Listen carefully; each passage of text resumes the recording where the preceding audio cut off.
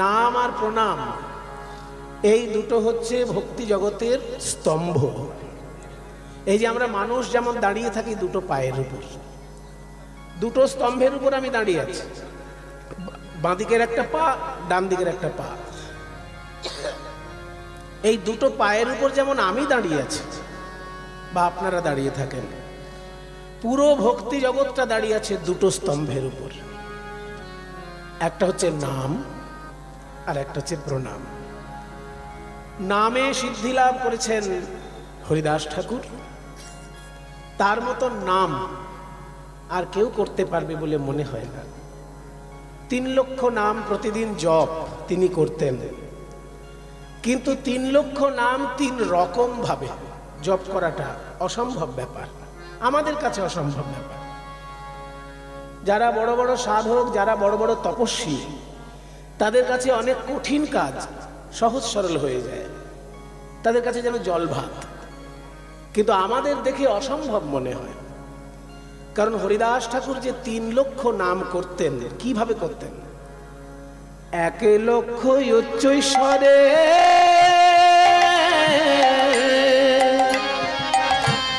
আর 1 লক্ষ মনে মনে, 1 লক্ষ মনে মনে,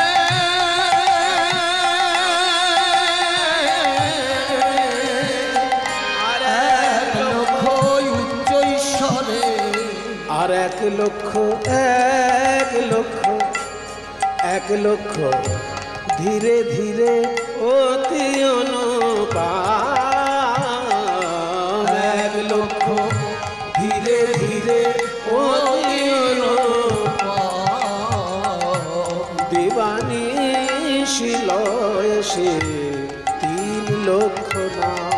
হরে কৃষ্ণ হরে কৃষ্ণ কৃষ্ণ কৃষ্ণ হরে হরে, হরে রাম হরে রাম রাম রাম হরে হরে। 3 লক্ষ নাম 3 ভাবে জপ করতেন।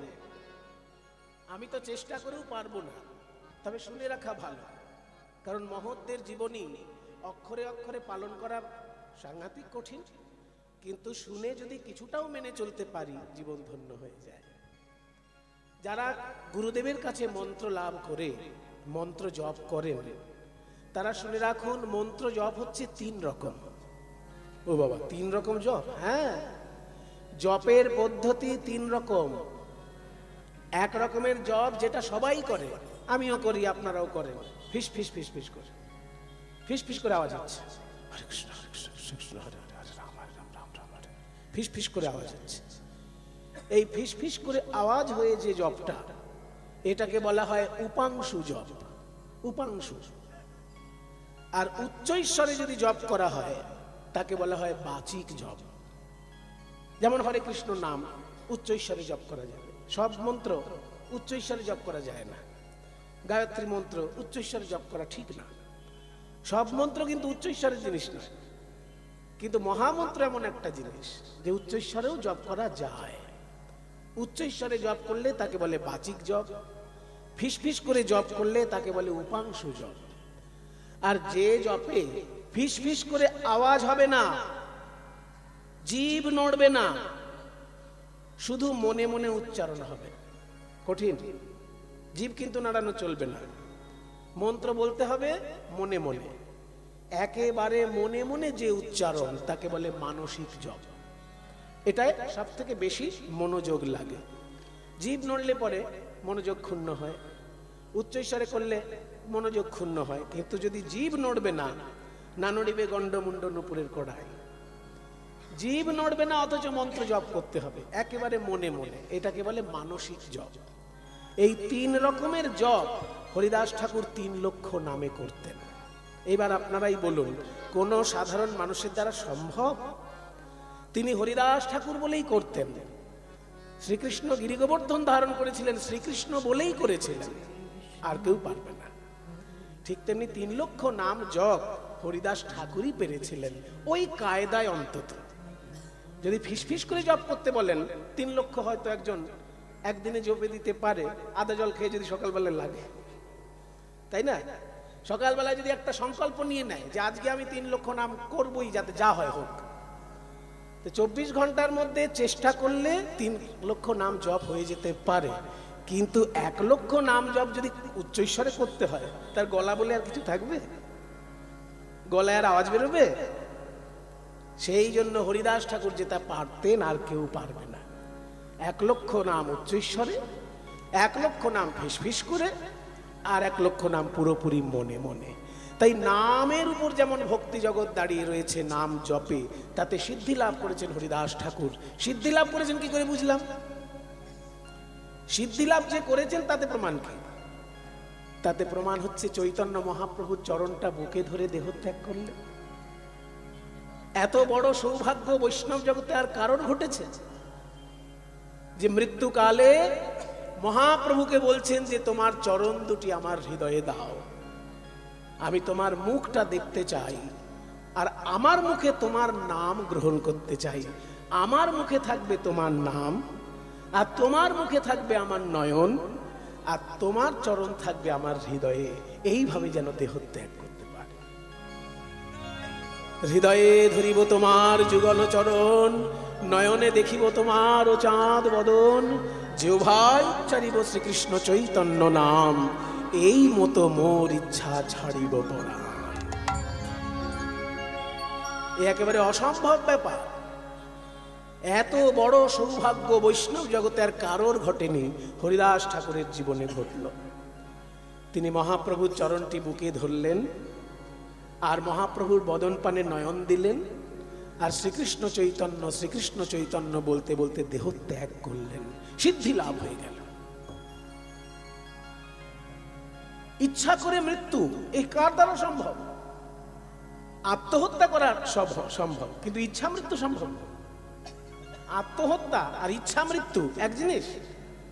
আত্মহত্যা কি? গলায় দড়ি দেওয়া, রেল লাইনে মাথা দেওয়া, তারপরে আরো কি কি আছে সব বেশি বলা ঠিক নাই, সব বাড়ি জিনিস, বিষ খাওয়া। তাহলে আত্মহত্যা মানে মৃত্যু আসেনি, জোর করে মরা, সেটা হচ্ছে আত্মহত্যা। আর ইচ্ছা মৃত্যু, যে আমার ইচ্ছে হলো এক্ষুনি আমি মরবো, এটা ইচ্ছা মৃত্যু। এটা সম্ভব? এটা সম্ভব একমাত্র বড় বড় যোগী সাধকদের। যোগীরা কি করে? যোগ সাধনা করতে করতে প্রথমে দেহের উপর নিয়ন্ত্রণ আনে। আসন করলে পরে দেহের উপর নিয়ন্ত্রণ আসে, প্রাণায়াম ঠিকঠাক করলে পরে মনের উপর নিয়ন্ত্রণ আসে। আসন করে তারা দেহের উপর নিয়ন্ত্রণ আনেন, প্রাণায়ামের দ্বারা তারা মনের উপর নিয়ন্ত্রণ আনেন, তারপরে ধারণা ধ্যান সমাধির দ্বারা প্রাণের উপর নিয়ন্ত্রণ আনেন। প্রাণের উপর যখন নিয়ন্ত্রণ এসে যায় তখন ইচ্ছা মৃত্যু সম্ভব হয়। মনের উপর নিয়ন্ত্রণ মানে কি? মনকে যা বলবো মন তাই করবে। মনের বশে আমি চলবো না, আমার বশে মন চলবে, সেটা মনের উপর নিয়ন্ত্রণ। ঠিক তেমনি প্রাণের উপর নিয়ন্ত্রণ।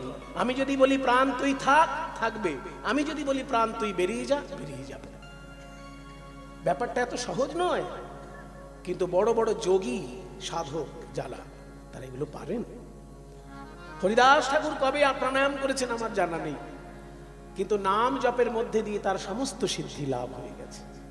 বড় বড় যোগী যা পারে না, হরিদাস ঠাকুর তাই পারলেন। ইচ্ছা মৃত্যু, শুধু প্রাণটাকে বললেন, ওরে প্রাণ তুই চলে যা, আমার মহাপ্রভুর বদন আমি দেখছি, মহাপ্রভুর চরণটা আমার বুকের উপর আছে, আমি শ্রীকৃষ্ণ চৈতন্য বলতে বলতে তুই যেন চলে যাস। চলে গেল।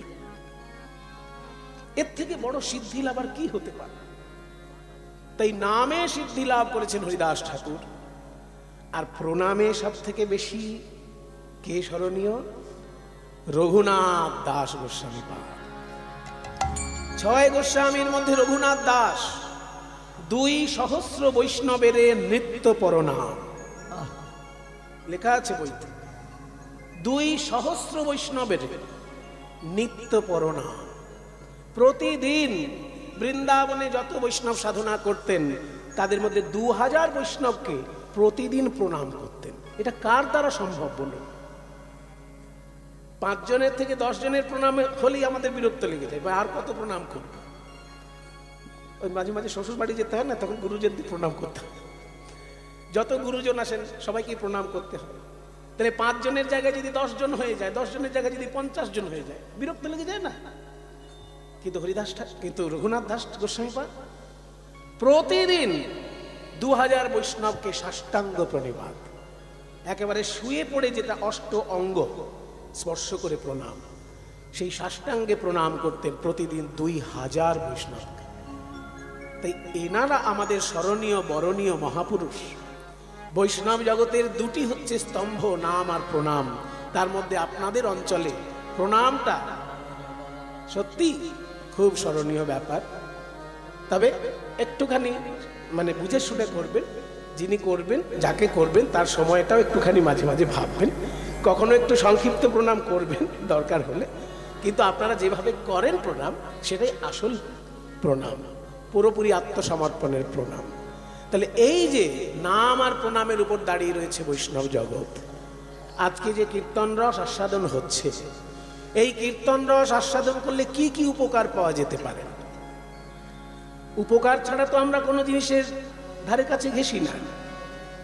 তাহলে কীর্তন রসের উপকারিতা কি কি, সেটা যার তার মুখে না শুনে যিনি কীর্তনের জন্মদাতা সেই গৌরাঙ্গ মহাপ্রভুর মুখেই শুনিব।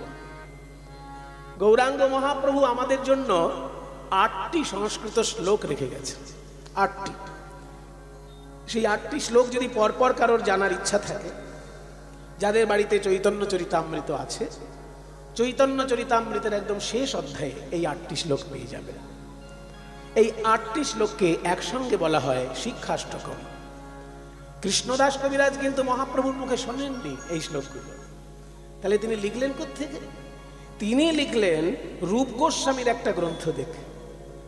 রূপ গোস্বামী যে নানান গ্রন্থ লিখেছিলেন তার মধ্যে একটা গ্রন্থ হচ্ছে পদ্মাবলী, মানে বিভিন্ন মহাজনের কবিতা, সংস্কৃত কবিতা একসঙ্গে তিনি মালার মতন গেথে একটা বই রচনা করেছিলেন। তাতে মাধবেন্দ্রপুরীর শ্লোক আছে, ঈশ্বরপুরীর শ্লোক আছে, মহাপ্রভুরও শ্লোক আছে। মাধবেন্দ্রপুরীর শিষ্য ঈশ্বরপুরী, ঈশ্বরপুরীর শিষ্য মহাপ্রভু, কাজেই সবার শ্লোক আছে তার মধ্যে। তার মধ্যে ওই চৈতন্যদেবের যে 8টি শ্লোক সেটাও ধরা আছে। সেই 8টি শ্লোককে পদ্মাবলী গ্রন্থ থেকে নিয়ে কৃষ্ণদাস কবিরাজ চৈতন্য চরিতামৃতের মধ্যে সংযোজন করেছে এবং প্রত্যেকটি শ্লোকের ভাবানুবাদ নিজে করেছেন কৃষ্ণদাস কবিরাজ বাংলা পয়ারে। তো এই যে কথাটি আমি বললাম কীর্তনের উপকারিতা কি কি, সেই বিষয়ে মহাপ্রভু বলছেন একটা শ্লোক, চেতো দর্পণমার্জনম। চৈতন্যদেব বলছেন কীর্তন গান যদি কেউ গায়, শ্রীকৃষ্ণ সংকীর্তন যদি কেউ গায়, তার 7 রকমের উপকার হবে। দেখুন বাবা, একটা দুটো নয়। অন্যান্য গানের ক্ষেত্রে কি হবে? মনোরঞ্জন হবে, কিন্তু 7 রকমের উপকার একসঙ্গে যদি কোথাও পাওয়া যায় সেটা কীর্তন গান। সেই 7টি উপকার কি কি একটা একটা করে শুনুন। চেতো দর্পণমার্জনম, প্রথমে বলছেন চেতো দর্পণমার্জনম। চেতো মানে চিত্ত, দর্পণ মানে আয়না, মার্জনম মানে মেজে ঘষে পরিষ্কার করা। এই মন রূপী আয়নাটাকে মেজে ঘষে পরিষ্কার করে দিতে পারে কীর্তন। মনটাকে আয়না বললেন কেন? আয়না তো খুব সস্তা ব্যাপার, এখনো 10 টাকা 15 টাকা আয়না কিনতে পাওয়া যায়, ছোট আয়না পাওয়া যায় না, 10-15 টাকার মধ্যে, মেলায় গেলেই পেয়ে যাবে। তাহলে 10 টাকার আয়নার সঙ্গে আমার এই মনের তুলনা। 10 লক্ষ টাকা দিলেও কারোর মন পাওয়া যায় না মশাই। কি কোনো ছেলে যদি কোনো মেয়েকে ভালোবাসে, বলবে আমি 10 লক্ষ টাকা দিচ্ছি, তোমার মন আমাকে দাও, দেবে মেয়ে? কাজে 10 লক্ষ টাকা দিয়ে কারোর মন পাওয়া যায় না মশাই, আর 10 টাকার আয়নার সঙ্গে মনকে তুলনা দিয়ে দিলেন। বলছে শোনো, 10 টাকার আয়না যেটা তোমার ঘরে আছে মুখ দেখার জন্য, ওটার সঙ্গে মনের আয়নার তুলনা হয় না। 10 টাকার আয়নায় তুমি নিজের মুখটা দেখতে পাবে, আর মন রূপী আয়নায় ঈশ্বরের মুখটা দেখতে পাবে। তার প্রমাণ কোথায়? তার প্রমাণ শ্রীমদ্ ভগবদ গীতা বলছে ঈশ্বর সর্বভূতানাং হৃদ্দেশে অর্জুন তিষ্ঠতি ব্রাহ্মণ সর্বভূতানি যন্ত্রারুহানি মায়া। বলছে মনের মধ্যে ঈশ্বরকে দর্শন করা যায়, মন রূপী আয়নায় ঈশ্বরকে দর্শন করা যায়। তাহলে মন রূপী আয়নায় যদি ঈশ্বরকে দর্শন করা যায়, আমি চোখ বন্ধ করলে অন্ধকার দেখি কেন? সব যুক্তিবাদীর উত্তর কিন্তু শাস্ত্রে দেওয়া আছে, আমরা খুঁজি না, সেটা আমাদের দুর্ভাগ্য। এসব যুক্তিবাদীদের উল্টোপাল্টা প্রশ্ন আছে না, মনে যদি ঈশ্বর দেখা যায় চোখ বন্ধ করলে অন্ধকার দেখি কেন? আরে বেটা, চোখ বন্ধ করলে অন্ধকার দেখবি না, আয়নার উপর যদি কাদা লেপা থাকে সেই আয়নায় মুখ দেখা যাবে? আয়নায় যদি কাদা লেপা থাকে সেই আয়নায় মুখ দেখা যায় না। ঠিক তেমনি আমাদের মন রূপী আয়নার উপরে কাদা লেপা আছে। কাদাটার নাম কি? কাম, ক্রোধ, লোভ, মোহ, মদ, মাৎসর্য, হিংসা, বিদ্বেষ। এই সব কাদা মন রূপী আয়নার উপর আছে বলে এই মনে আমরা ঈশ্বর দেখতে পাচ্ছি না। তাহলে কি করব?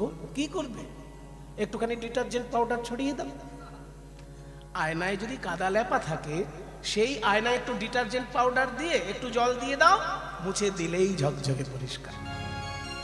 ঠিক তেমনি আমাদের মন রূপী আয়নাটায় কাম, ক্রোধ ইত্যাদি কাদা লেপা আছে, একটুখানি হরিনাম রূপী মাজন দিয়ে দিতে হবে।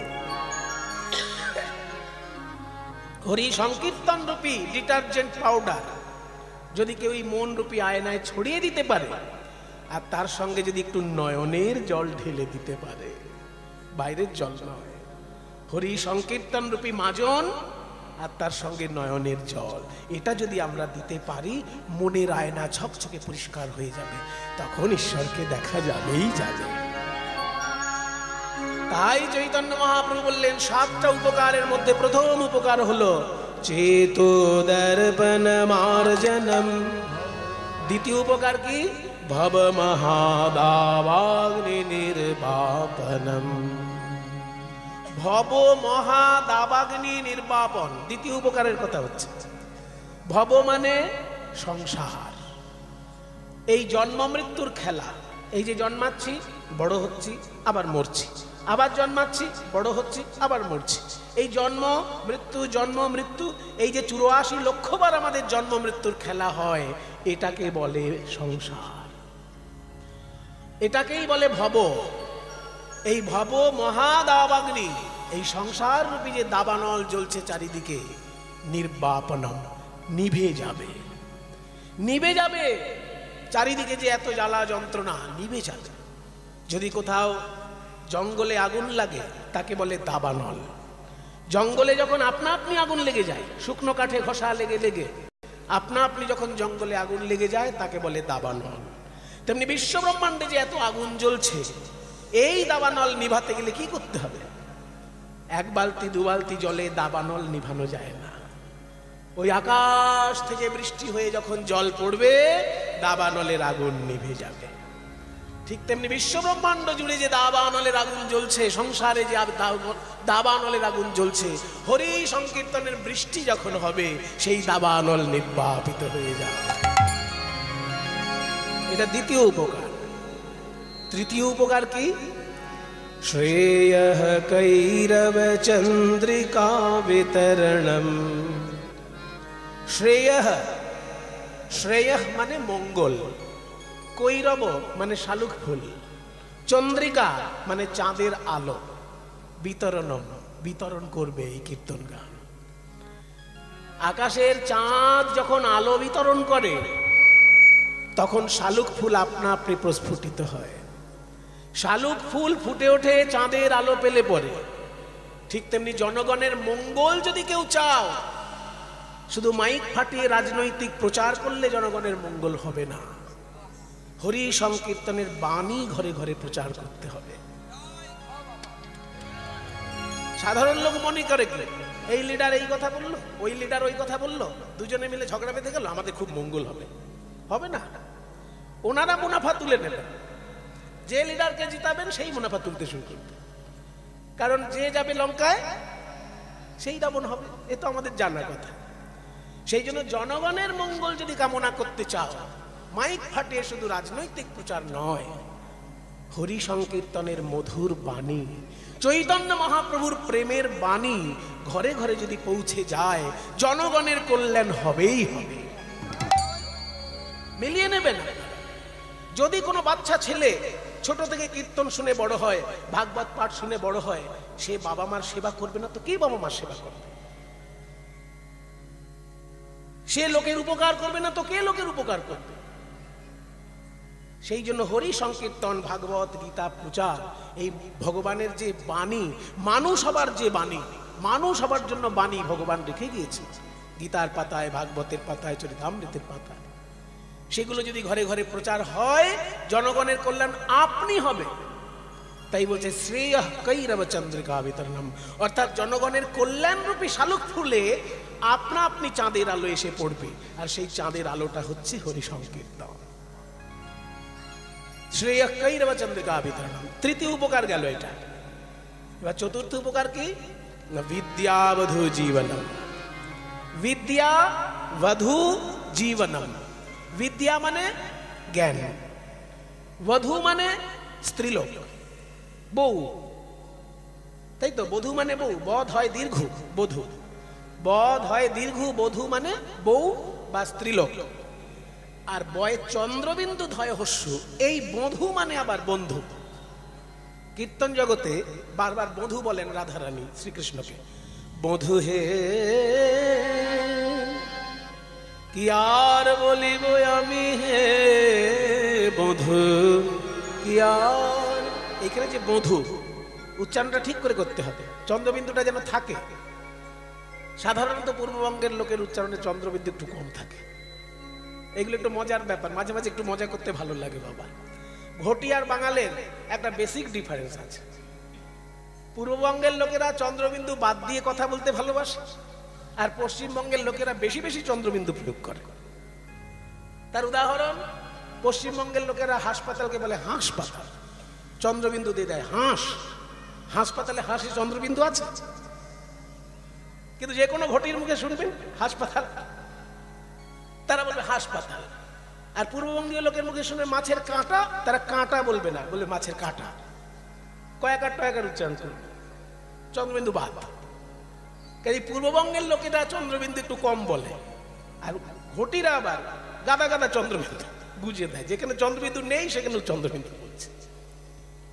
সেই জন্য বয়ে চন্দ্রবিন্দু ধয় হস্য, এই বধূ মানে বন্ধু, আর বধ হয় দীর্ঘ, এই বধূ মানে স্ত্রীলোক। বিদ্যাবধূ জীবনম, বিদ্যারূপী বধূর জীবন স্বরূপ এই কীর্তন গান। খুব ভালো করে বুঝে নিন, বিদ্যা মানে আসল বিদ্যা, যেটা যে বিদ্যায় অমানুষ থেকে মানুষ হওয়া যায়, যে বিদ্যায় চাকরি পাওয়া যায়, সেই বিদ্যার কথা বলা হচ্ছে না। ওটা তো স্কুলে গিয়ে পরীক্ষায় ঠিকঠাক পাশ করলেই পেয়ে যাবেন, একটা সময় ইন্টারভিউ পাশ করলেই পেয়ে যাবেন। কিন্তু ইন্টারভিউ আর পরীক্ষা পাশ করলেই মানুষ হবেন কি না তার কোনো গ্যারান্টি আছে? কাজে অমানুষ থেকে মানুষ হওয়া যায় যে বিদ্যায়, আর মানুষ থেকে দেবতা হওয়া যায় যে বিদ্যায়, সেটাই হচ্ছে আমাদের ভারতীয় মুনি ঋষির আসল বিদ্যা। আর সেই বিদ্যারূপী বধূ মানে স্ত্রীলোক।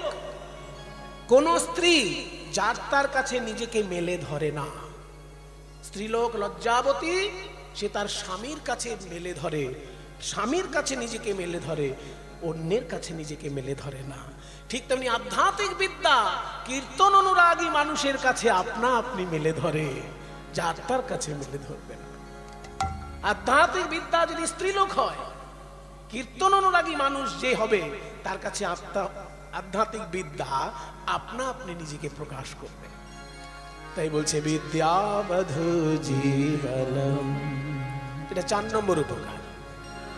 5 নম্বর উপকার কি?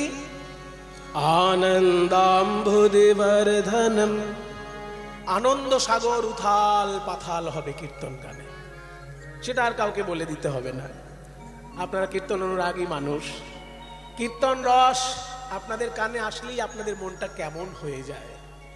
এই সংসার থেকে যেন বিচ্ছিন্ন হয়ে যায় মনটা, এই দুশ্চিন্তা থেকে যেন বিচ্ছিন্ন হয়ে যায় মনটা। মনে করুন বিরাট বড় টেনশন চলছে সারাদিন, খুব একটা টেনশনের কাজে পড়েছেন, 3 ঘন্টা কীর্তন শুনতে বসবেন, দেখবেন কোথায় চলে গেল টেনশন। একটা লীলা যদি ঠিকঠাক করে 3 ঘন্টা শোনেন, দেখবেন টেনশন কোথায় চলে গেল চট করে।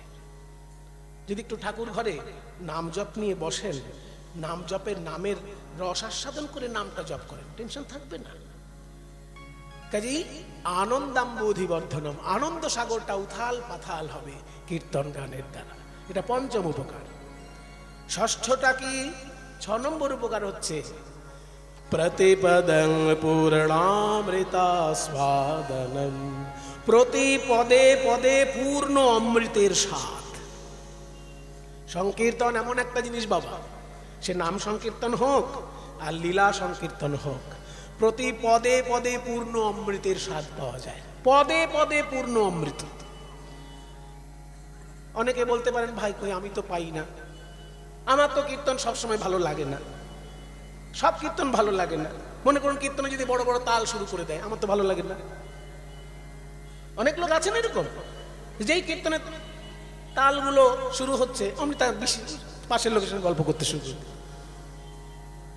তাহলে অনেক সময় তো আমার কীর্তন ভালো লাগে না, যদি বেশি তাল তরঙ্গ নিয়ে আলোচনা হয়, যদি কঠিন কঠিন শ্লোক নিয়ে আলোচনা হয়, আমার তো ভালো লাগে না। তাহলে কি করে প্রতিপদে অমৃত? এখানে উত্তর দিচ্ছেন রূপ গোস্বামী। রূপ গোস্বামী একটা সুন্দর শ্লোক বলেছেন, স্যাৎ কৃষ্ণ নাম চরিতাদি সীতাপ্য বিদিয়া পিত্তোপতপতরসনস্য ন রোচিকানো কিন্ত্বাদরাদনুদিনং খলু সৈব জুষ্টা স্বাদবিক্রমাদ ভবতি তদ্গদমূলহন্ত্রী। এই শ্লোকটা কোথায় বলেছেন? জীব গোস্বামীকে শিক্ষা দেবার জন্য রূপ গোস্বামী একটা ছোট্ট বই লিখেছিলেন, যে বইটার মধ্যে মাত্র 11টা শ্লোক আছে, মাত্র 11। চৈতন্য মহাপ্রভু যেমন শিক্ষাষ্টকে 8টা শ্লোক, তেমনি রূপ গোস্বামীর উপদেশামৃত গ্রন্থ মাত্র 11টা শ্লোক, সেইখানে এই কথাটি বলেছে, স্যাৎ কৃষ্ণ নাম চরিতাদি সীতাপ্য বিদিয়া। যদিও কৃষ্ণ নাম এবং কৃষ্ণ লীলা মিছরির টুকরোর মতন সুস্বাদু, যদিও কৃষ্ণ নাম এবং কৃষ্ণ লীলা মিছরির মতো সুস্বাদু, কিন্তু আমাদের কাছে মিছরির মতো লাগে না। কেন? পিত্তোপতপতরসনস্য ন রোচিকানো, মায়া পিত্ততে উত্তপ্ত আমাদের জিহ্বা, সেই জন্য আমাদের জিহ্বায় মিষ্টি লাগছে না। মানে একজন কবিরাজ ঠাকুরের কাছে, কবিরাজ আগেকার দিনে ডাক্তারি করতেন না কবিরাজরা, একজন কবিরাজের কাছে এসে বলছে, কবিরাজ ঠাকুর আমি যা খাই তিতো লাগে কেন? এ কি রোগ আমার? রসগোল্লা খেলে তিতো লাগছে, উচ্ছে ভাজা তো তিতে লাগবেই, এমনকি আলুর চপও তিতে লাগছে, তিতে লাগে কেন? যা খাই চাটনিও তিতে লাগছে। বলে শোনো বাবা, তিতেটা রসগোল্লা আর চাটনিতে নেই, তোমার জিহ্বায় রয়েছে। হ্যাঁ হ্যাঁ, পিত্ত রোগ যখন বেড়ে যায়, পিত্ত রোগ, তখন জিভটাই তিতো হয়ে যায়, যা খাবে তাই তিতো লাগবে। তাহলে কি করব? পিত্ত রোগের ঔষধ হচ্ছে মিছরি, মিছরিও তিতো লাগে। বলে এখন লাগবে তোমার মিছরিটা তিতো, কিন্তু দিনের পর দিন খেতে থাকো, খেতে খেতে খেতে খেতে যখন দেখবে একটু একটু করে তিতো কমে আসছে, মিছরির আসল রসটা পাচ্ছ, জানবে তোমার পিত্ত রোগ সেরে যাচ্ছে। ঠিক তেমনি মায়ারূপী পিত্ত রোগ, অবিদ্যারূপী পিত্ত রোগ আমাদের জিহ্বায় থাকার জন্য কৃষ্ণ নাম কৃষ্ণ লীলা আমাদের কাছে মিষ্টি লাগছে না। কিন্তু দিনের পর দিন শুনতে শুনতে গাইতে গাইতে যখন একটু একটু মিষ্টি লাগবে, জানতে হবে মায়া পিত্ত রোগ দূর হয়ে যাচ্ছে। প্রতিপদং পূর্ণামৃতাস্বাদনম, 6 নম্বর উপকার এটা, যে প্রতি পদে পদে পূর্ণ অমৃতের স্বাদ। 7 নম্বর এবং শেষ উপকার কি? সর্বাত্মস্নপনং পরং, সর্বাত্মস্নপনম, সর্বাত্মস্নপনম মানে সকল আত্মাকে একসঙ্গে স্নান করিয়ে দিতে পারে কীর্তনকার। সকল আত্মা, পাপী হোক, পুণ্যবান হোক, ভক্ত হোক, নাস্তিক হোক, সবাইকে স্নান করিয়ে দেবে। মনে করুন যে লোকটা পুকুরে নেমে স্নান করছে, তার স্নান হচ্ছে, কিন্তু যে পুকুর পাড়ে দাঁড়িয়ে আছে তার তো স্নান হচ্ছে না। কিন্তু ঝমঝম করে যদি বৃষ্টি নামে, যে পুকুরে নেমেছে তারও স্নান হচ্ছে, যে পুকুর পাড়ে দাঁড়িয়ে আছে তারও স্নান হয়ে যাচ্ছে। ঠিক তেমনি হরি সংকীর্তনের বৃষ্টি যদি হয়, যে পাপী সেও শুদ্ধ হচ্ছে, আর যে পুণ্যবান তার আরো পুণ্য লাভ হচ্ছে। যে ভক্ত তার ভক্তি লাভ হচ্ছে, যে অভক্ত তারও জীবন ধন্য হয়ে যাচ্ছে।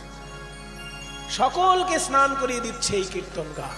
তাই চৈতন্য মহাপ্রভু বললেন যে আত্মার সার্বিক স্নান কিংবা সকল আত্মার এককালীন স্নান এই হরি সংকীর্তনের দ্বারা হয়ে যায়।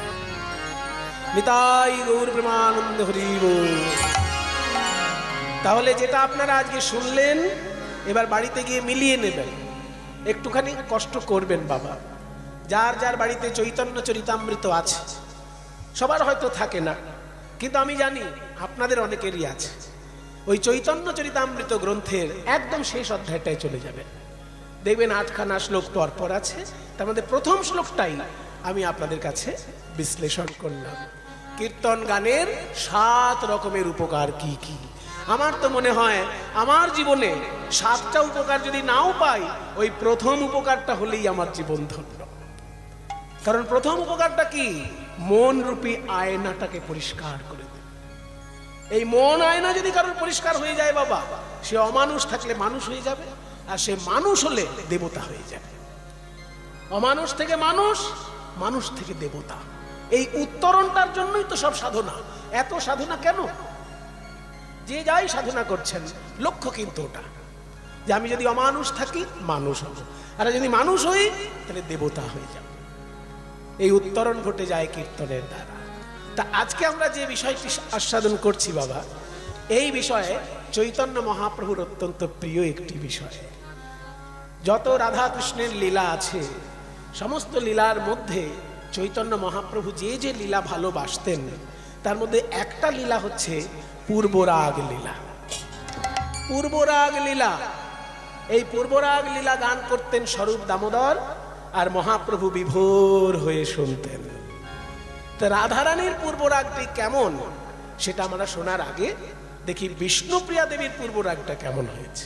পূর্বরাগ কাকে বলে না? প্রথম ভালোবাসা, প্রথম যদি কারোর উপর ভালোবাসা জাগে তার নাম পূর্বরাগ। সোজা বাংলায় আগে শুনুন, পরে সংস্কৃত শ্লোক করে ব্যাখ্যা করব। পূর্বরাগ মানে ভালোবাসার প্রথম প্রকাশ। বিষ্ণুপ্রিয়া দেবী গৌরাঙ্গ সুন্দরকে দেখে এসেছেন গঙ্গার ঘাটে। এত অপূর্ব রূপ যে বিষ্ণুপ্রিয়া দেবী আর চোখ ফেরাতে পাচ্ছেন না। তবু লোক লজ্জার ভয়ে তিনি ছুটে বাড়িতে চলে এসেছেন। কাঞ্চনা দেখে বলছে, ওরে সখী, তোকে তো এইরকম কোনোদিন দেখিনি, তুই কি এমন দেখেছিস গঙ্গার ঘাটে যেরকম লজ্জাবতী লতার মতো একেবারে মুখ লুকিয়ে পড়ে আছিস? তখন বিষ্ণুপ্রিয়া দেবী উত্তর দিচ্ছেন, নিরমল গোরা তনু কোশিত কাঞ্চন জনু হেরইতে পড়ি গেনু ভো। নিরমল গোরা তনু পদটা বুঝে নিন ভালো করে। নিরমল মানে নির্মল, গোরা তনু মানে গৌরাঙ্গ মহাপ্রভুর শ্রীঅঙ্গ। গৌরাঙ্গ মহাপ্রভুর শ্রীঅঙ্গ নির্মল। নিরমল গোরা তনু কোশিত কাঞ্চন জনু। কোশিত কাঞ্চন মানে শুদ্ধ সোনা। যে সোনা থেকে খাদ বার করা হয়েছে সে সোনাটা শুদ্ধ সোনা। আমরা যে গয়নার সোনা পরি, এই গয়নার সোনার মধ্যে খাদ থাকে। সেই খাদ বার করে দিলে শুদ্ধ সোনা হয়। সেই শুদ্ধ সোনার মতো গৌরাঙ্গের শ্রীঅঙ্গ। তুলনা মেলে না, তুলনা মেলে না, ভুবন মোহন গোরা রূপের তুলনা মেলে না। ভুবন মোহন গোরা রূপের তুলনা মেলে না। ভুবন মোহন গোরা রূপের তুলনা মেলে না। ভুবন মোহন গোরা রূপের তুলনা মেলে না। সোনার সঙ্গে তুলনা করতে গেছি, বোকা হয়ে গেছি। সোনার সঙ্গে গৌরাঙ্গের তুলনা হয় না বাবা। কেন হয় না? সোনা যে কঠিন, সোনা কঠিন, আর আমার গৌরাঙ্গ কোমল। সোনা পড়লে অহংকার হতে পারে, কিন্তু গৌরাঙ্গকে হৃদয়ে ধারণ করলে অহংকার হয়, বরং অহংকার চুরমার হয়ে যায়। আরো একটা ব্যাপার আছে, সোনার গয়না গায়ে পড়লে রাস্তা দিয়ে হাঁটতে ভয় লাগে, কে কখন ছিনতাই করে নেবে, কে কখন ছিনতাই করে নেবে তার ঠিক নেই। ওই জন্য সোনার গয়না গায়ে পড়লে সবসময় জামা কাপড় দিয়ে ঢেকে ঢুকে চলছে। কিন্তু যারা গৌরাঙ্গকে হৃদয়ে ধারণ করেছে তারা ভয়ে ভয়ে রাস্তায় হাঁটে, তারা বুক ফুলিয়ে রাস্তায় হাঁটে, বুক ফুলিয়ে। ভক্ত দেখলেই অভক্ত দেখলেই যাকে দেখে তাকেই বলে, ওরে আমি যাকে অলংকার করেছি বুকের মাঝে, তুই একবার নিয়ে দেখ, কি আনন্দ, কি প্রেম। আমি গৌর রতন করে যতন রাখবো হিয়ার মাঝে,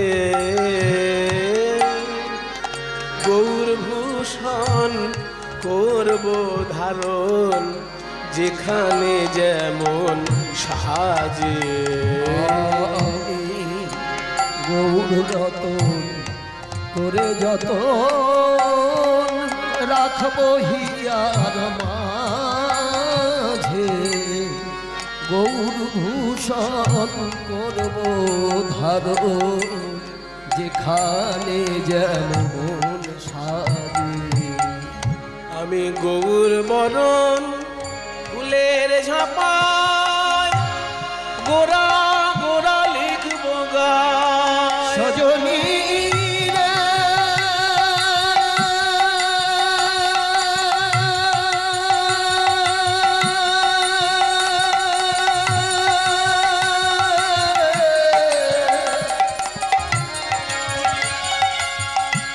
সজনী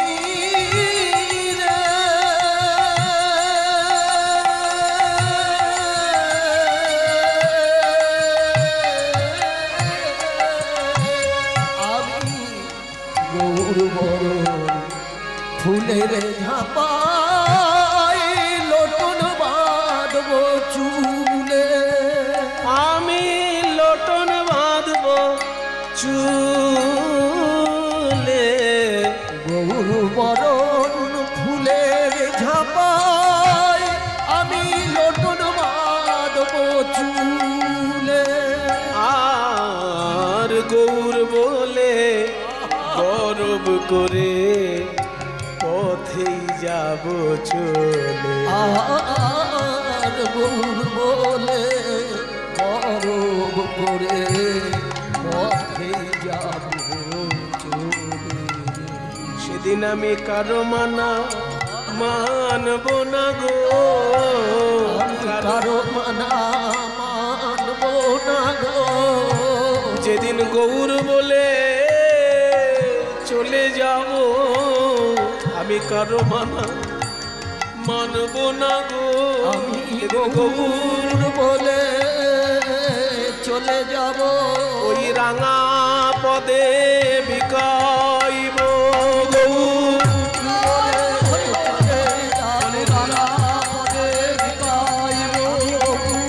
বলে চলে যায় রাঙা পদে বিকাইব। সেদিন কারো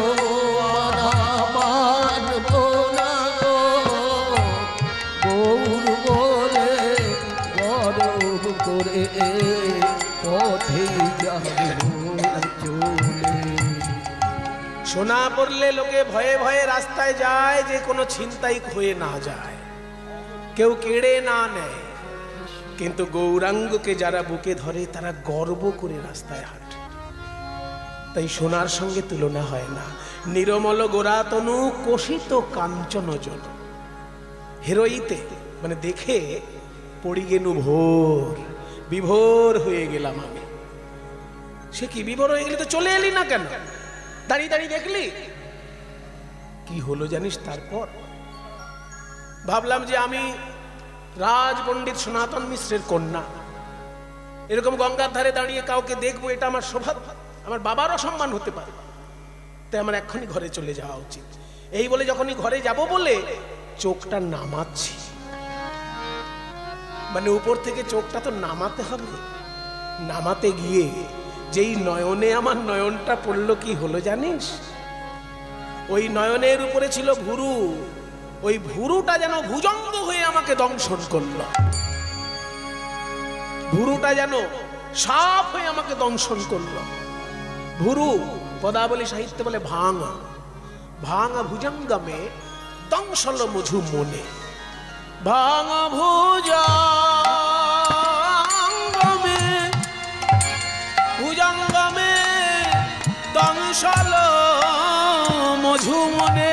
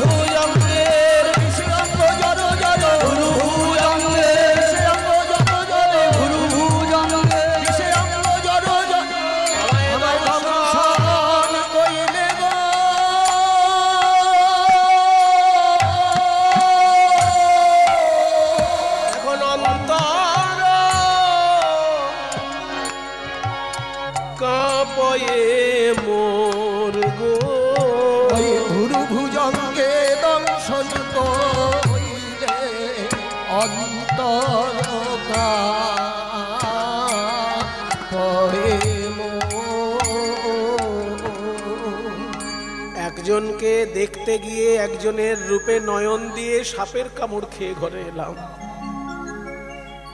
সাপটা যেমন তেমন সাপ নয়, ভুরুটাই যেন সাপ হয়ে দংশন করলো আমাকে। মানে মহাপ্রভু একবার তাকাচ্ছে, কে রে বাবা এই মেয়েটা এরকম দেখছে। এই যখনই আর চোখে এরকম ভুরুটা একবার নেচে উঠেছে, যেন ভুরুটাই সাপ হয়ে দংশন করলো বিষ্ণুপ্রিয়া দেবীর হৃদয়। দেখ দেখ দেখ আমার গায়ে জ্বর এসেছে, দেখ দেখ আমার সর্বঙ্গ কেমন থরথর করে কাঁপছে। আমাকে ধর কাঞ্চনা, আমাকে ধর। সজনী রে जब हम पेखलू गोरा गोरा पेखलू गोरा गोरा पेखलू जब हम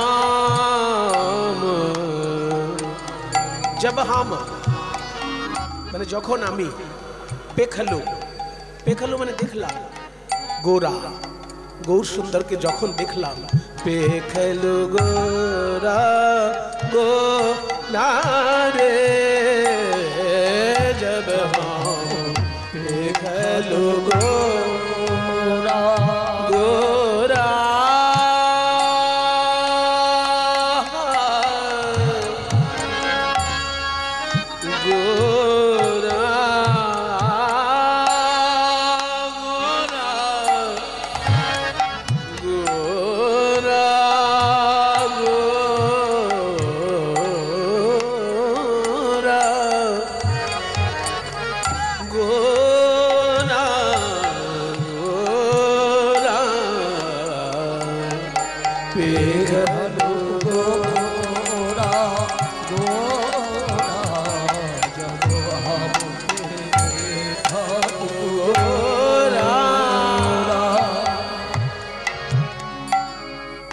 আকুল দিক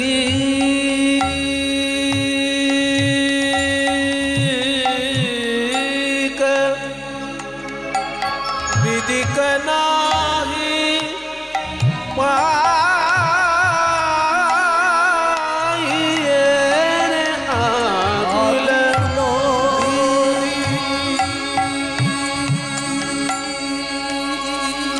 বিদিক নাহি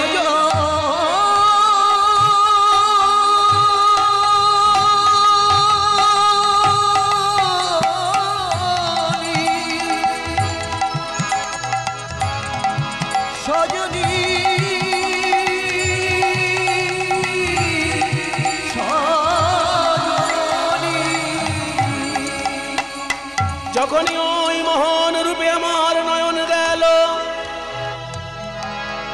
আমার দিক বিদিক জ্ঞান শূন্য হয়ে গেল। তখন আমি ঘর আসতে গিয়ে আরো উল্টো দিকে চললাম। আকুল দিক, ওই রূপে আকুল হয়ে আমি দিক বিদিক খুঁজে পেলাম না। আকুল দিক বিদিক নাহি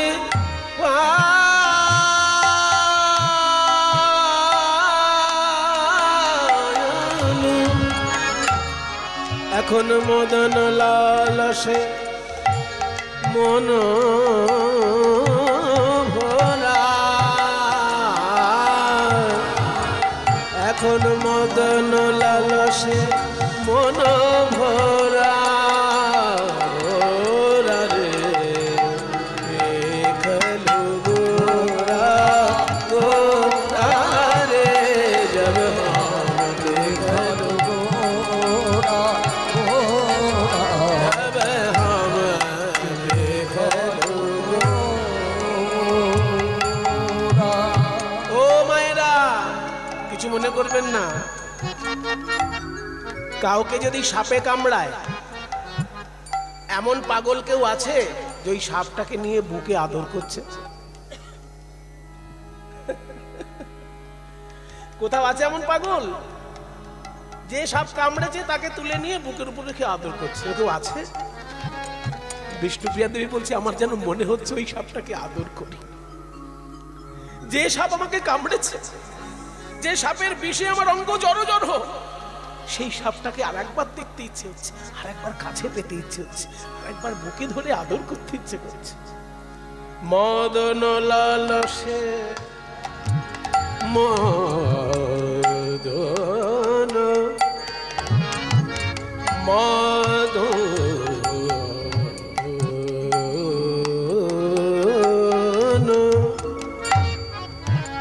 মদন লালসে মন ভরা ভরা রে,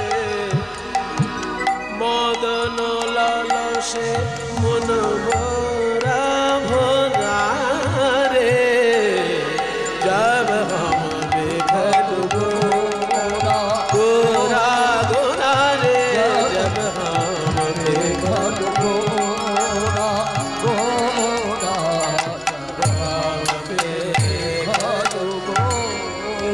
গারে জানি দবম গারে গারে গারে গারে জানি দবম ধরে সা সা সা রে রে রে গা গা গা মা মা মা পা ধা নি সা সা নি দবম গরে গা রে গা সা রে রে সা রে রে রে মা মা মা পা পা পা নি দ পা সা নি দা ga re sa ga re sa ni da ma ga re sa lu gora gora gora jab ham dekhlu gora gora jab ham dekhlu gora। ঠিক আছে ঠিক আছে। সাপের কামড় খেয়ে এরকম সাপকে ভালোবাসে এই পাগল আমি জীবনে প্রথম দেখছি। বিষ্ণুপ্রিয়া, গৌরাঙ্গের ভুরু তোকে সাপ হয়ে দংশন করলো, আর সেই সাপটাকে তোর আবার দেখতে ইচ্ছে হচ্ছে? হ্যাঁ, বলে তারপর কি করলো জানিস? কি করলো? একবার শুধু আমার দিকে আর চোখে তাকালো। হ্যাঁ হ্যাঁ, আমার চোখে একদিকে শুধু আর চোখে একবার তাকালো মনে হলো। আর তাতে কি হলো জানিস? মনে হলো চোখা চোখা বান আমার বুকে এসে বিঁধল। অরুণী মোলোচনে তেরা ছয়ব লোকনে, অরুণী মোলোচনে তেরা ছয়ব লোকনে, অরুণী মোলোচনে তেরা ছয়ব লোকনে। বিন্ধে বিন্ধে বিন্ধে কুসুম সরসাধে, বিন্ধে কুসুম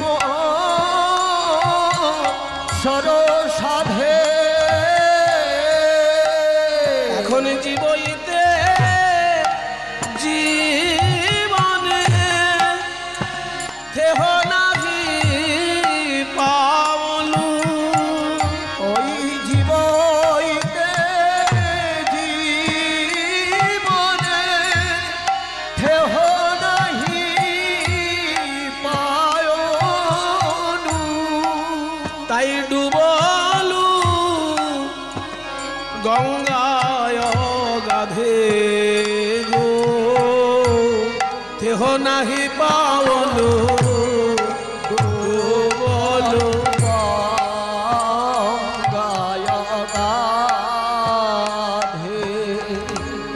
আচ্ছা একটা কথা জিজ্ঞেস করবো তোকে, বল কাঞ্চনা। সাপে কামড়ালো, বান মারলো, তবু তো এখানে বোকার মতো দাঁড়িয়ে থাকলি কেন? ছুটে পালিয়ে এলি না কেন? বলে পালিয়েই তো আসছিলাম। আমি ভাবলাম যেখানে দাঁড়িয়ে দাঁড়িয়ে আমি সাপের কামড় খেলাম, যেখানে দাঁড়িয়ে দাঁড়িয়ে আমার দিকে বান নিক্ষেপ করলো, আমার এখনই মৃত্যু ঘটবে, কিন্তু মরার আগে যেন মায়ের মুখটা দেখতে পারি। ওই জন্য মাকে দেখার জন্য আমি বাপের বাড়িতে ছুটে আসতে যাচ্ছি। কিন্তু আসতে গেলে কি হবে? ওই যে বললাম, সাপে কামড়ালে দিক বিদিক জ্ঞান শূন্য হয়ে যায়। যদি কাউকে সাপে কামড়ায় বাবা, তখন তাকে কেউ কি জিজ্ঞেস করে, আচ্ছা খোকা তোমায় যে সাপে কামড়েছে বলো তো বাবা, তোমার স্কুলটা বাড়ির পূর্ব দিকে না উত্তর দিকে? তখন কি আর ওইসব জ্ঞান থাকে তার? একটু পরেই মৃত্যু মুখে পতিত হবে, যে তার কোনো দিক বিদিক জ্ঞান থাকে যে আমার বাড়ি থেকে স্কুলটা উত্তর দিকে না পূর্ব দিকে? তাই যখন ওই গৌরাঙ্গের ভুরুরূপী সর্প আমায় দংশন করেছে আর নয়নরূপী বান আমায় বিদ্ধ হয়েছে, আমার দিক বিদিক জ্ঞান শূন্য হয়ে গেছে। সেই জন্য বাড়ি আসছি ভেবে আমি পা বাড়িয়েছি, কিন্তু বাড়িয়েছি কোন দিকে? আরো গঙ্গার দিকে। আমি ভাবছি বাড়ি যাচ্ছি, আর আমার পা যাচ্ছে গভীর গঙ্গায়। ডুবলু গঙ্গায় গাধে গো, আমি থেহ নাহি পায়নু, ডুবলু গঙ্গা অগাধে। তবে বাবা এই গঙ্গা কিন্তু ঘোলা জলের গঙ্গা নয়। কোন গঙ্গা? আমি ডুবে মোলাম গো, ডুবে মোলাম গো,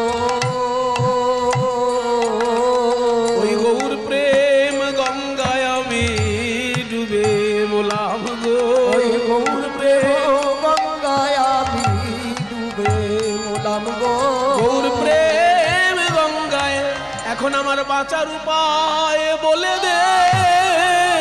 গৌর প্রেম গঙ্গায় আমার বাঁচার উপায় বলে দে, গৌর প্রেম গঙ্গায় বাঁচার উপায় বলে দে, গৌর প্রেম গঙ্গায় বাঁচার উপায় বলে দে, ওই গৌর প্রেম গঙ্গায় বাঁচার উপায় বলে দে। মোলাম ডুবাডু গঙ্গায় গাধে,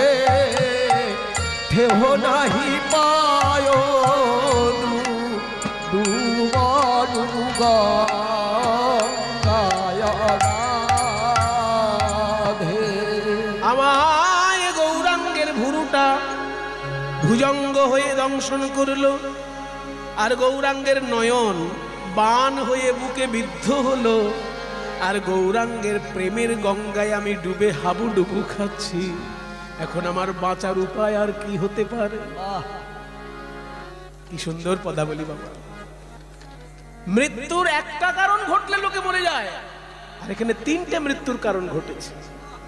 তিনটে মৃত্যুর কারণ। সাপে কামড়ালে লোকে মরে, বান বিদ্ধ হলে মারে, জলে ডুবে মরে, আর বিষ্ণুপ্রিয়া দেবী তিনটেই ঘটেছে। ভুরুটা ভুজঙ্গ হয়ে দংশন করেছে, নয়নটা বান হয়ে বুকে বিঁধেছে, আর প্রেম গঙ্গায় তিনি ডুবে গিয়ে হাবুডুবু খাচ্ছেন। তিনটে মৃত্যুর কারণ একসঙ্গে ঘটেছে।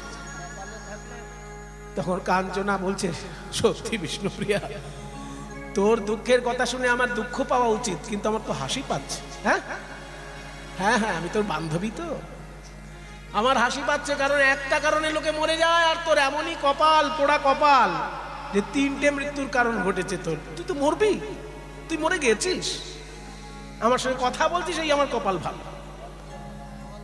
একসঙ্গে মৃত্যুর কারণ তিনটে ঘটেছে তোর, তো তোমার মৃত্যু হবেই। এরকম কপাল কারণ হয় বাবা? একসঙ্গে তিনটে মৃত্যুর কারণ হয়। যদি কপাল মারাত্মক খারাপ থাকে তাহলে হয়। একটা ছোট্ট কাহিনী বলি। একজন রাজার ছেলে হয়েছে। এবার রাজা ভাবলো, আমার ছেলে হয়েছে যখন, একটু জ্যোতিষী দেখিয়ে নি, এর কপালটা কেমন যাবে, ভবিষ্যতে কোনো বিপদ টিপদ আছে কি না, তাহলে বিপদ কাটানোর ব্যবস্থা করতে হবে। তা জ্যোতিষী একজন বড় ডেকে আনা হয়েছে, সব রাজ্যের বড় বড় জ্যোতিষী এসেছে। আপনি কোত্থেকে আসছেন? আমি বেনারস থেকে আসছি। আপনি কোত্থেকে আসছেন?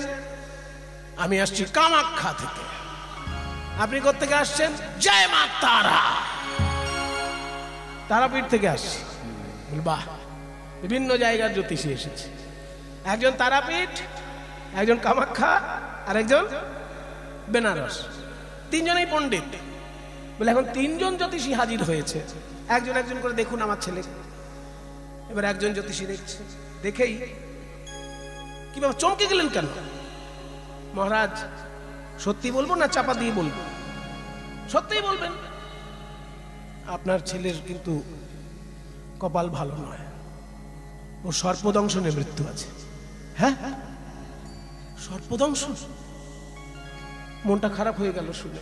খুব সাবধানে থাকবেন, সর্পদংশনের মৃত্যু আছে। এবার দেখবেন কোনো ডাক্তার যদি বলে দেয় যে আপনার এত বড় রোগ হয়েছে, সঙ্গে সঙ্গে মনে হয় না আর একটা ডাক্তার দেখিয়ে নি। সঙ্গে সঙ্গে ভাবলো আরেকজন জ্যোতিষীতে এসছে, তাকেও দেখায়। আসুন বাবা, আপনি বলুন আমার ছেলের কপালে কি আছে। তিনি আবার হাতটা দেখে বলছেন, আপনিও চমকে গেলেন কেন? বলে মহারাজ, ভালো না, কপাল ভালো না আপনার ছেলের। আপনার ছেলের জলে ডুবে মৃত্যু আছে। হ্যাঁ, আগের জন বলল সর্পদংশন, আবার আপনি বলছেন জলে ডুবে। ঠিক আছে, আর একজন জ্যোতিষী তো আছে, তাকেও দেখিয়ে নি। এই যে আপনি কিন্তু শেষ জ্যোতিষী, ঠিকঠাক বললে স্বর্ণ মুদ্রা, আর ভুল যদি জ্যোতিষী করে একদম মৃত্যুদণ্ড কিন্তু। বলে ঠিক আছে মা, আমি কখনো ভুল জ্যোতিষী করিনি। আচ্ছা তাহলে বলুন আমার ছেলের কপালে কি আছে। কপাল করে আপনার ঘরে জন্ম নিয়েছি বটে, কিন্তু ভালো না কপাল। কি হয়েছে? আমি যা দেখতে পাচ্ছি ওর গাছ থেকে পড়ে মৃত্যু আছে। হ্যাঁ, তো তিনজন জ্যোতিষী তিন রকমের বলেছে। একজন বলছে সর্পদংশন, একজন বলছে জলে ডুবে, একজন বলছে গাছ থেকে পড়ে। তখন রাজা করলেন কি, বলে তিনজনকেই নজরবন্দি করে রাখো। জেলখানা নয়, কিন্তু নজরবন্দি থাকবে। কারণ আমার ছেলে যখন বড় হবে, সকলেই বলেছে 12 বছরে মৃত্যু ঘটবে, 12 বছরে। তো আমার ছেলে যখন 12 বছর হবে, যে কারণে আমার ছেলের মৃত্যু হবে, সেই জ্যোতিষীকে আমি পুরস্কার দেব, আর বাকি দুজনকে মৃত্যুদণ্ড। তিনজন জ্যোতিষী রাজবন্দী হয়ে থাকলো। এবার ছেলে যখন আস্তে আস্তে বড় হলো, 12 বছর বয়স হয়েছে, বন্ধুদের সঙ্গে খেলাধুলা করতে গেছে, অতটা বুঝতে পারেনি, রোজই খেলতে যায়, আজকেও খেলতে গেছে, কিন্তু হঠাৎ ঝড় এসেছে। আর ঝড় এসেছে বলে সব বন্ধু পালিয়ে গেছে। রাজপুত্র মনে মনে ভাবলো যে আমাকে যদি উড়িয়ে নিয়ে যায়, একটু রোগা মতন ছেলে তো, ঝড়ে উড়িয়ে নিয়ে যেতে পারে। সেই জন্য ভাবলো একটা গাছ আছে, এই গাছটাকে ধরে উপরে উঠি। যে গাছটাকে ধরে উপরে উঠছে সেই গাছটা আবার পুকুরের দিকে হেলে আছে। ওই গাছটাকে ধরে উপরে যে উঠেছে, গাছের উপরে উঠেছে, গাছের উপরে ছিল একটা সাপ, সে দিয়েছে কামড়ে, আর গাছ থেকে পড়লো কোথায়? পুকুরের জলে। তাহলে কিভাবে মৃত্যু হলো? গাছ থেকেও পড়া হলো, সর্পদংশন হলো, জলেও ডোবা হলো। কপাল যদি খারাপ থাকে বাবা, ওই 3 মরণ একসঙ্গে কপালে জোটে। বিষ্ণুপ্রিয়া, তোকে গৌরাঙ্গের ভুরুটা দংশন করেছে, আবার তার নয়ন বান হয়ে বিদ্ধ হয়েছে, আবার প্রেমগঙ্গায় তুই হাবুডুবু খাচ্ছিস। তোর কপাল ওই রাজপুত্রের মতনই অবস্থা। হাসিস না সখী, হাসিস না। ওরে তুই যে আমার অন্তরঙ্গা প্রিয় সখী, আমার বাঁচার উপায় করে দে। সর্পদংশন করেছে, তাতে মন্ত্র জানিস যদি বল। আর আমাকে ওই বান বিঁধেছে, যদি তার কোনো ওষুধ জানিস বল। মন্ত্রমহ ঔষধি তুই জানসি যদি, ওই মন্ত্রমহ ঔষধি তুই জানসি যদি। মজু লাগি করবি উপায় রে, মজু লাগি করবি উপায় রে।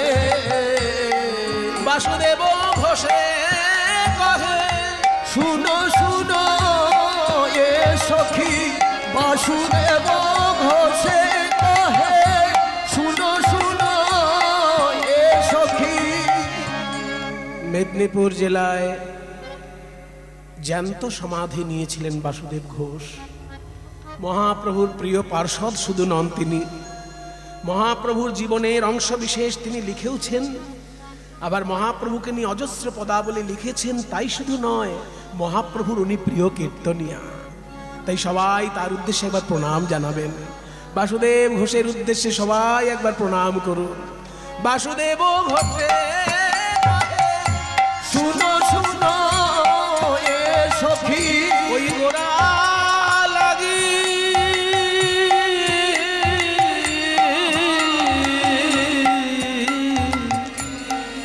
প্রাণ মোর যায় গো, গোরা লাগি প্রাণ।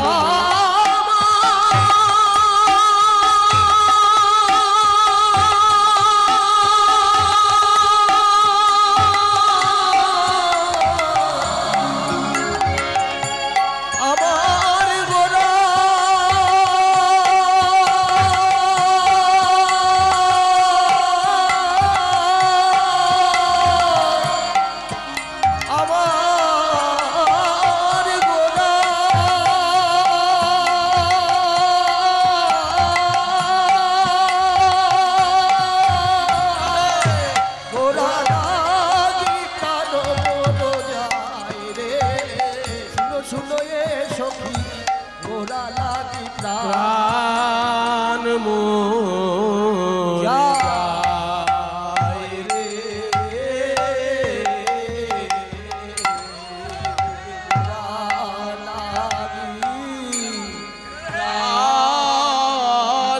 মোর যায় রে।